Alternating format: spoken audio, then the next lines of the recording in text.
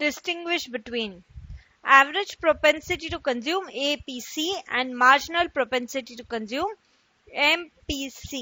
Okay, average propensity to consume, देखो यहाँ इस चैप्टर के लिए ये इतना सा ध्यान रखो, इनकम डिनोटेड बाय वाई कि दो पार्ट है, कंजम्पशन और सेविंग, जो सी और एस से डिनोट हो रहे हैं. Okay, so average propensity to consume is equal to, consume पूछा ना, C is part of income, right, consumption C upon Y, that is consumption upon income.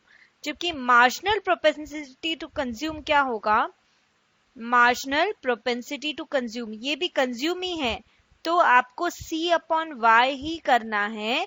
Just पहले क्या लगाना है, delta, that is change in consumption upon change in income. So delta C is change in consumption, delta Y is change in income, and MPC is equal to delta C upon delta y. Okay, second, average propensity to consume falls slowly as income increases. जैसे जैसे income बढ़ेगी आप average propensity to consume, देखो consume तो करोगे but at a diminishing rate. Marginal propensity to consume fall faster than average propensity to consume as income increases, because marginal is what, additional.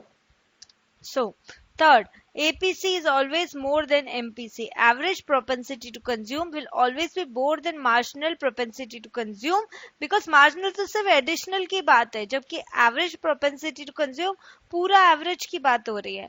Marginal propensity to consume is less than average propensity to consume because marginal is only due to additional units. Fourth, at low level of income, average propensity to consume is greater than 1.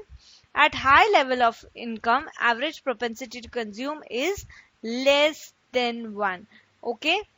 क्योंकि consumption initially बढ़ेगा जैसे जैसे income बढ़ेगी, but काफी income बढ़ती जाए उसके बाद कंजम्पशन बढ़ेगा but at a diminishing rate, saving बढ़ने लग जाएगी. इसलिए लो लेवल ऑफ इनकम में तो APC, that is average propensity to consume, is greater than 1. But high level of income में कंज्यूम करके भी कितना करोगे, अल्टीमेटली सेविंग पे शिफ्ट होंगे. So APC is less than 1. MPC is always less than 1 क्योंकि marginal है, it is always less than 1 at any level of income.